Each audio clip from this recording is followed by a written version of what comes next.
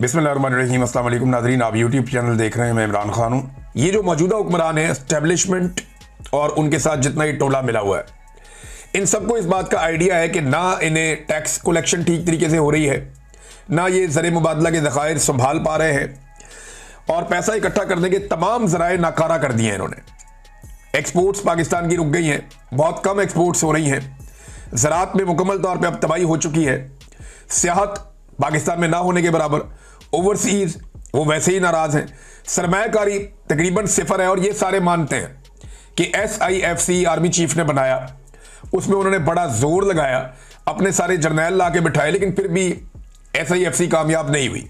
वो एक सफ़ेद हाथी है और उसमें किसी किस्म की कामयाबी पाकिस्तान को नहीं मिली। लॉ एंड ऑर्डर की और अमन अमान की सूरत हाल इंतहाई ख़राब है, उसके बारे में हर दूसरे दिन रिपोर्ट्स आती हैं। अभी खैबर पख्तूनख्वा के बारे में एक रिपोर्ट आई है, दहशतगर्दी के 605 वाक़यात हुए हैं 8 महीने के दौरान। खैबर पख्तूनख्वा में 605 वाक़यात और 138 शहरी इसमें जाँ बहक हो गए, शहीद हो गए। इसी तरह बलूचिस्तान के अंदर तो नो गो एरिया बन गया है। तो ये कैसे मुल्क चलेगा? ये सिर्फ कर्जों पे चलेगा। ये कर्जे हासिल करते जाएंगे क्योंकि इन्होंने वापस नहीं करने। ये रिटायर होकर भाग जाएंगे पाकिस्तान से, ये यहां पाकिस्तान में रहेंगे ही नहीं।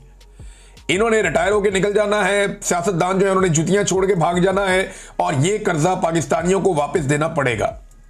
देखिए, परवेज मुशर्रफ ने जो पैसा लिया, क्या उसने वापस किया?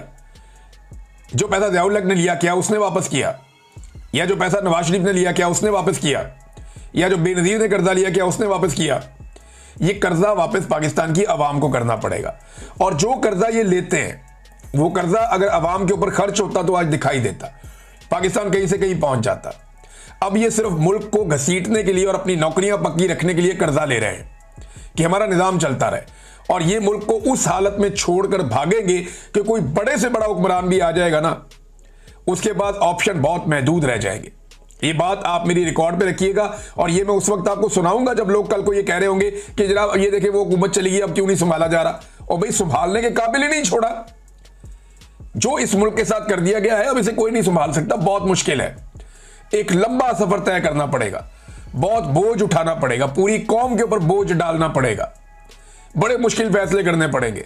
जो इन्होंने कर दिया इस मुल्क के साथ, बहुत बुरा किया है इन्होंने। कोई दुश्मन के साथ भी ऐसा नहीं करता। और इनकी प्रायोरिटीज क्या है?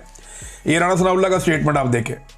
उन्होंने, हुकूमत ने राणा सनाउल्लाह के जरिए से एक्सटेंशन का ऐलान कर दिया कि जनाब एक्सटेंशन हम आर्मी चीफ को दे रहे हैं, और अब इन्होंने नाम रख दिया एक्सटेंशन। असल में तो इन्होंने मुद्दत मुलाजमत जो है वो लंबी कर दी है, लेकिन नाम रखा, यानी मुद्दत मुलाजमत में तसलसल इन्होंने नाम रख दिया और एक्चुअली दिया इन्होंने एक्सटेंशन। तो मौजूदा आर्मी चीफ को भी बाकी आर्मी चीफों की तरह ये शौक था कि उनको एक्सटेंशन मिले, लिहाजा हाफिज सैयद आसिम मुनीर साहब जो फील्ड मार्शल हैं, उन्होंने एक्सटेंशन अब ले लिए, और अब उनकी मुद्दत मुलाजमत राणा सनाउल्लाह के बकौल 5 साल है। और वो ये कहते हैं अगर कोई डिजर्व करता है कि उसको एक्सटेंशन दी जाए तो वो आसिम मुनीर साहब हैं, फील्ड मार्शल साहब हैं, और उनको तो 2027 के बाद भी रखना चाहिए। ये राणा सनाउल्लाह साहब हैं। एक दौर में परवेज इलाही साहब कहते थे कि 10 दफा बावर्दी सदर मुंतखब करेंगे परवेज मुशर्रफ को।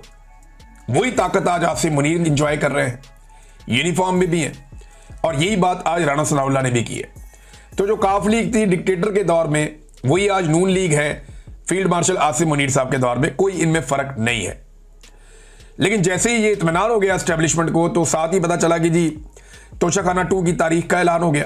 अब कल सुबह 10 बजे समात रखी है। अब देखते हैं रात गए कैंसिल होती है या चलती रहती है। और यह भी देखना पड़ेगा कि खानदान के अफराद को, वकला को, सहाफ़ियों को अंदर जाने की इजाज़त मिलती है या नहीं मिलती। बहरहाल तोशाखाना 2 का जो केस है वो लंबे अरसे के बाद एक मरतबा फिर लगाया गया अडियाला जेल में।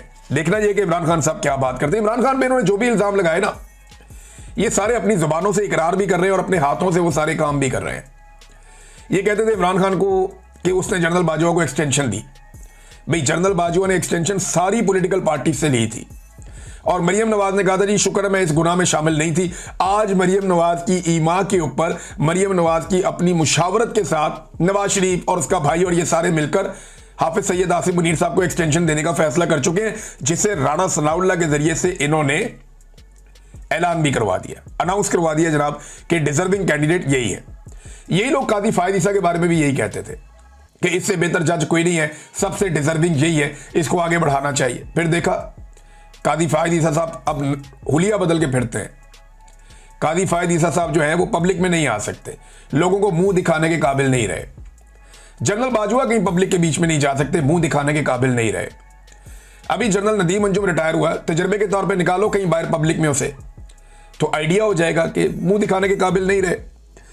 तो हालात ये है कि इस तरह के लोगों का ऐसा ही अंजाम होता है, जो लोग अवामी उमंगों के खिलाफ मुल्क को घसीटने की कोशिश करते हैं या लोगों को अजियत देते हैं, उन लोगों का अंजाम ऐसा ही होता है। इनका वक्त होता जरूर है, ये मौजें बहुत करते हैं, लेकिन वक्त थोड़ा होता है और एक दिन आता है वक्त खत्म हो जाता है। जजेस नाजरीन आहिस्ता आहिस्ता जो है वो हौसला कर रहे हैं, खड़े हो रहे हैं। अभी कुछ स्टेटमेंट जो हैं वो अतर मिनुल्लाह साहब के आए हैं, मैं ये आपके सामने रख देता हूं चंद स्टेटमेंट्स उनके। अतर मिनुल्लाह साहब ने कहा कि इस मुल्क में आइन की बालादस्ती और कानून की हुक्मरानी नहीं है, बल्कि अशराफिया की अजारादारी है, क्योंकि यहां आईनी गवर्नेंस नहीं है। पाकिस्तान बनते साथ ही पाकिस्तान तोड़ने की बुनियाद रख दी गई, और ये बात मैं नहीं कर रहा, ये किताबों में लिखा है। उस वक्त के एयर चीफ मार्शल की किताब में ये बात लिखी है। जनरल ज़िया उल हक ने कहा कि हमारी अदलिया आज़ाद है, फिर उसी अदलिया ने भुट्टो को सूली पर चढ़ा दिया।